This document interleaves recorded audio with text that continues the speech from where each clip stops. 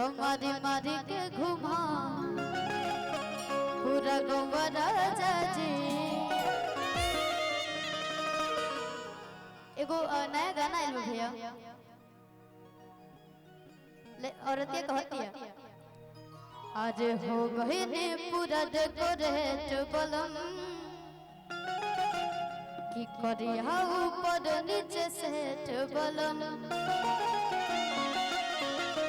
की बेरी बेरी सर के चरवा न पीन लगा दे अड़ जाए। तो पीयूष भैया कहता है कि सड़िया पढ़ालब नजरिया तो सड़िया फिर से पहिरे के पड़ जाए। सब सब सब सब सब गाना ठीक बा का कहीं हम बुझात नहीं के भैया, लेकिन जौन जौन भाव पुराना पुराना गाना में होखेला वो नायका में नहीं घेराई। हमारे बड़े भैया बहुत ही अच्छे गीतकार मुकेश मिश्रा भैया जी की तरफ से बहुत बहुत रुपए का आशीर्वाद।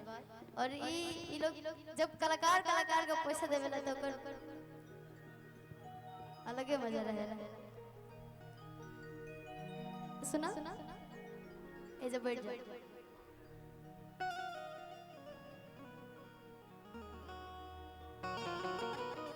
एक जानी के बियाह भइल रहे, गवना हो गई, सुहाग लिखे लेकिन ठीक बा। हे पसुद जाना, हे पसुद जाना बहुत थक गलो।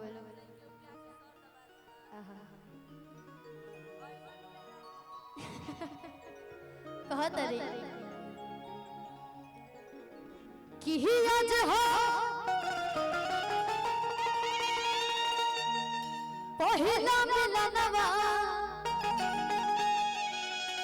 मिलल सजन ही सजनवा कि मोर और अंग अंग गुलाब नियन खिलल बाबा दनवा कि सुनी सुनी भगवान जन बिहान होके दे। औरतिया कहती है कि सुनी सुनी भगवान जन बिहान होके दे कि आज राजा जी के गोरवे में